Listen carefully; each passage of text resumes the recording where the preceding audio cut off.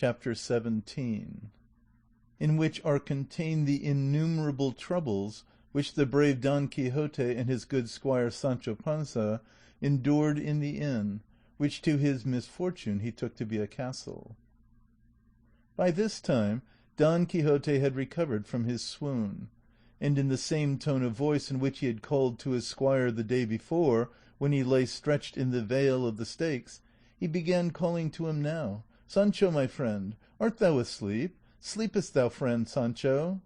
"How can I sleep, curses on it," returned Sancho discontentedly and bitterly, "when it is plain that all the devils have been at me this night?" "Thou mayest well believe that," answered Don Quixote, "because either I know little, or this castle is enchanted; for thou must know, but this that I am now about to tell thee thou must swear to keep secret until after my death." "I swear it," answered Sancho. "I say so," continued Don Quixote, "because I hate taking away any one's good name."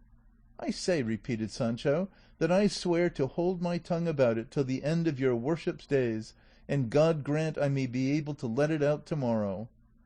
"Do I do thee such injury, Sancho," said Don Quixote, "that thou wouldst see me dead so soon?" "It is not for that," replied Sancho, "but because I hate keeping things long, and I don't want them to grow rotten with me from overkeeping."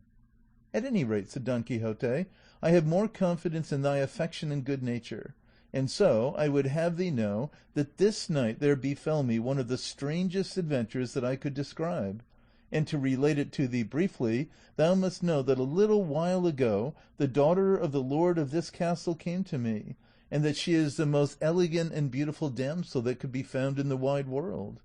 What I could tell thee of the charms of her person, of her lively wit, of other secret matters, which, to preserve the fealty I owe to my lady Dulcinea del Toboso, I shall pass over unnoticed and in silence. I will only tell thee that either fate being envious of so great a boon placed in my hands by good fortune, or perhaps, and this is more probable, this castle being, as I have already said, enchanted, at the time when I was engaged in the sweetest and most amorous discourse with her, there came, without my seeing or knowing whence it came, a hand attached to some arm of some huge giant, that planted such a cuff on my jaws that I have them all bathed in blood, and then pummelled me in such a way that I am in a worse plight than yesterday, when the carriers on account of Rocinante's misbehaviour inflicted on us the injury thou knowest of.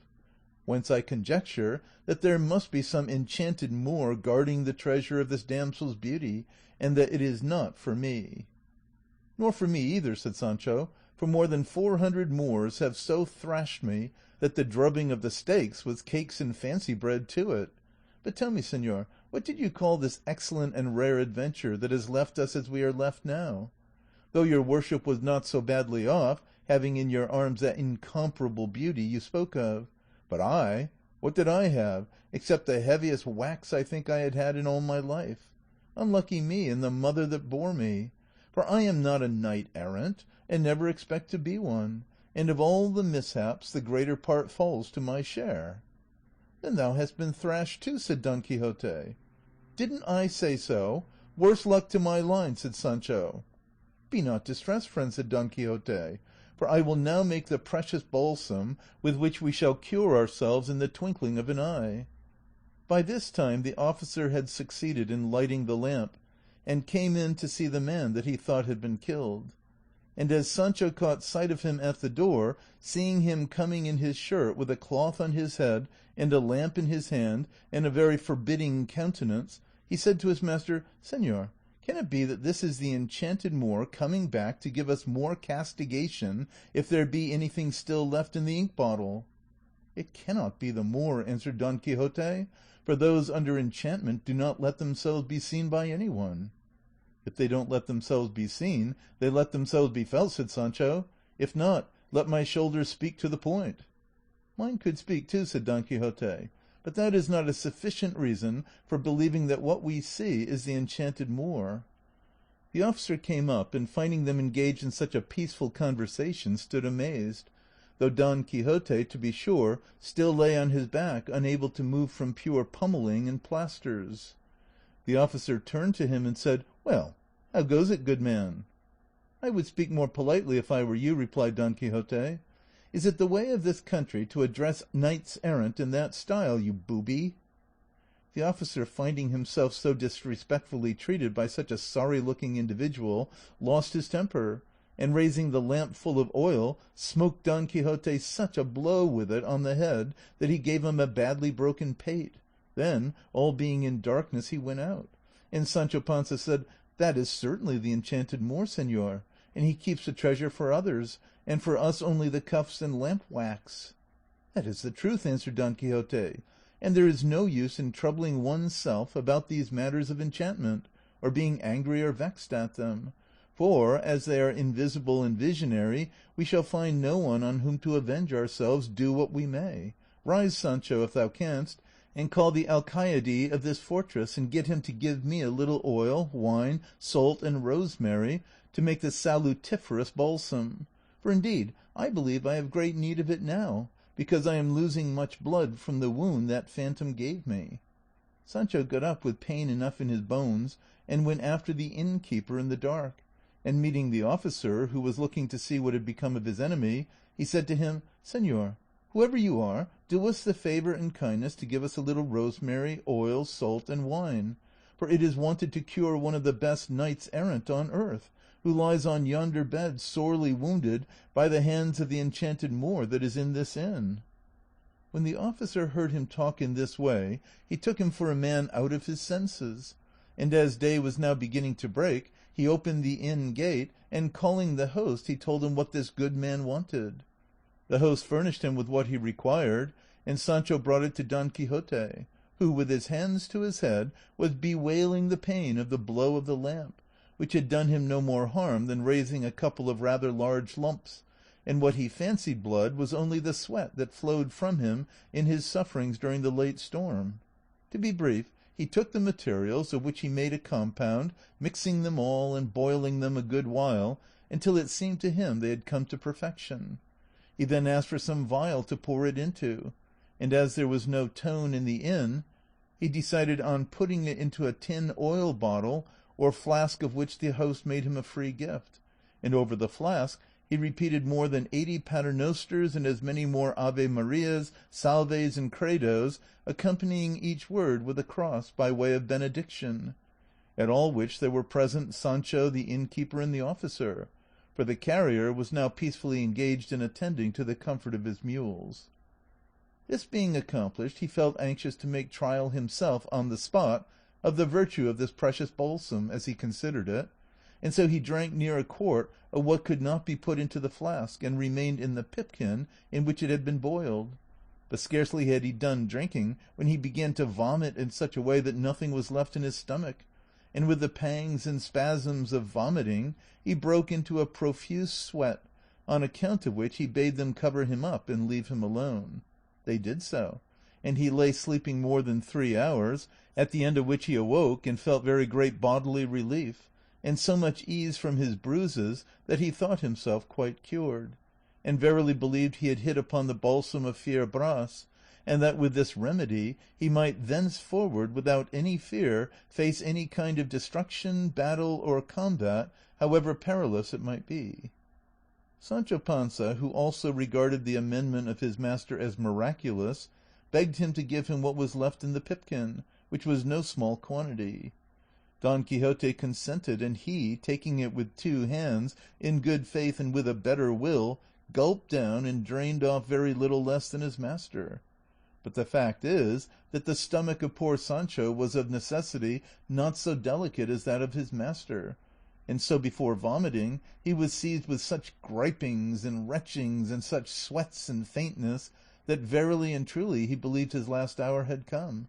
and finding himself so racked and tormented, he cursed the balsam and the thief that had given it to him. Don Quixote, seeing him in this state, said, "It is my belief, Sancho, that this belief comes of thy not being dubbed a knight, for I am persuaded this liquor cannot be good for those who are not so." "If your worship knew that," returned Sancho, "woe betide me and all my kindred. Why did you let me taste it?"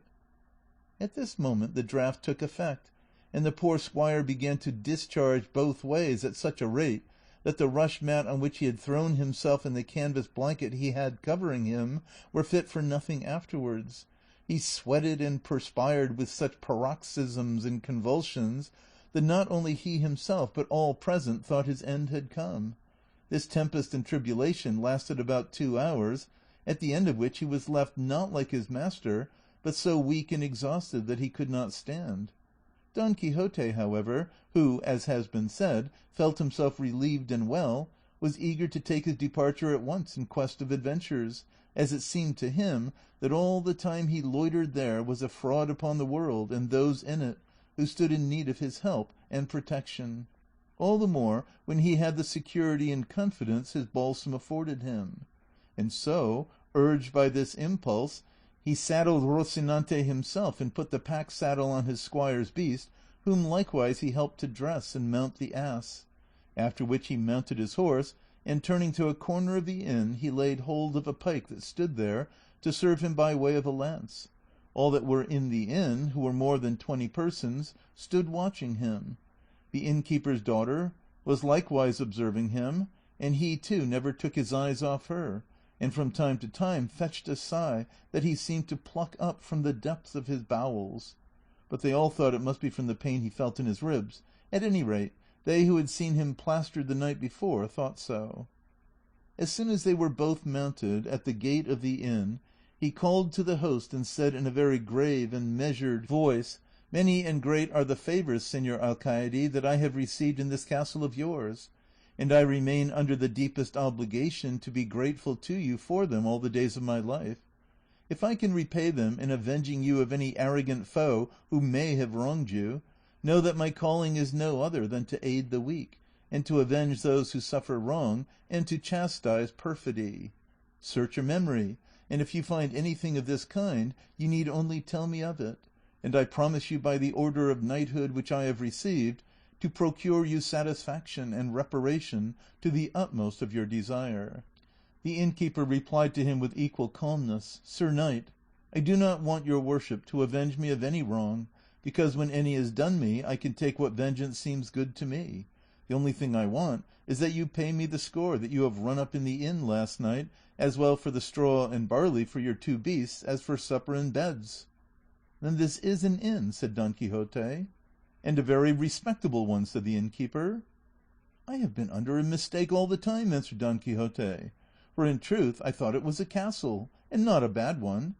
But since it appears that it is not a castle but an inn, all that can be done now is that you should excuse the payment, for I cannot contravene the rule of knights errant, of whom I know as a fact, and up to the present I have read nothing to the contrary, that they never paid for lodging or anything else in the inn where they might be, for any hospitality that might be offered them is their due by law and right in return for the insufferable toil they endure in seeking adventures by night and by day, summer and in winter, on foot and on horseback, in hunger and thirst, cold and heat, exposed to all the inclemencies of heaven and all the hardships of earth." "I have little to do with that," replied the innkeeper. "Pay me what you owe me, and let us have no more talk or chivalry, for all I care about is to get to my money." "You are a stupid, scurvy innkeeper," said Don Quixote,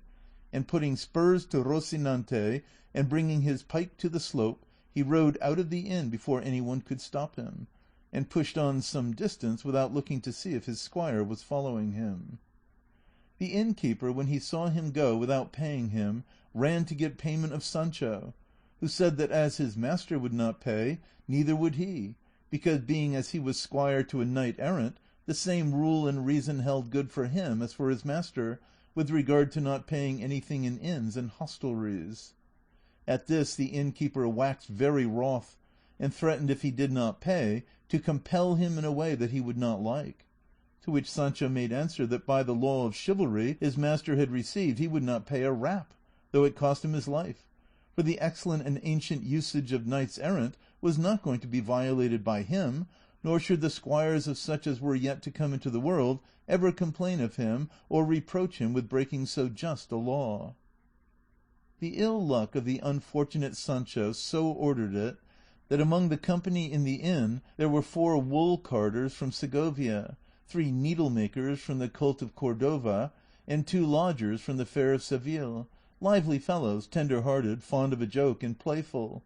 who, almost as if instigated and moved by a common impulse, made up to Sancho and dismounted him from his ass, while one of them went in for the blanket of the host's bed.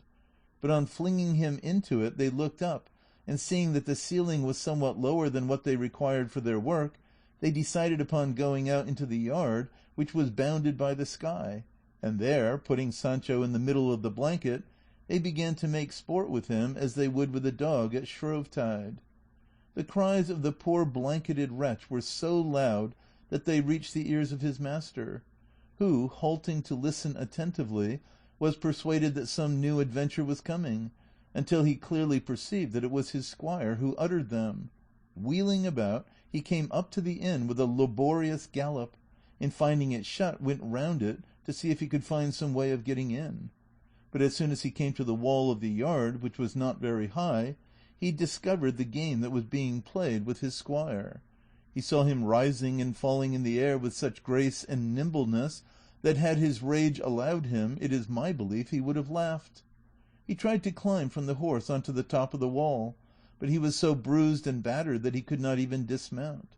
And so from the back of his horse he began to utter such maledictions and objurgations against those who were blanketing Sancho as it would be impossible to write down accurately. They, however, did not stay their laughter or their work for this, nor did the flying Sancho cease his lamentations, mingled now with threats, now with entreaties, but all to little purpose, or none at all, until from pure weariness they left off. They then brought him his ass, and mounting him on top of it they put his jacket round him, and the compassionate Maritornes, seeing him so exhausted, thought fit to refresh him with a jug of water, and that it might be all the cooler, she fetched it from the well. Sancho took it, and as he was raising it to his mouth he was stopped by the cries of his master exclaiming, "Sancho, my son, drink not water, drink it not, my son, for it will kill thee. See, here I have the blessed balsam," and he held up the flask of liquor, "and with drinking 2 drops of it thou wilt certainly be restored." At these words Sancho turned his eyes asquint, and in a still louder voice said, "Can it be your worship has forgotten that I am not a knight? Or do you want me to end by vomiting up what bowels I have left after last night? Keep your liquor in the name of all the devils, and leave me to myself." And at one and the same instant he left off talking and began drinking. But as at the first sup he perceived it was water, he did not care to go on with it, and begged Maritornes to fetch him some wine, which she did with right good will, and paid for it with her own money.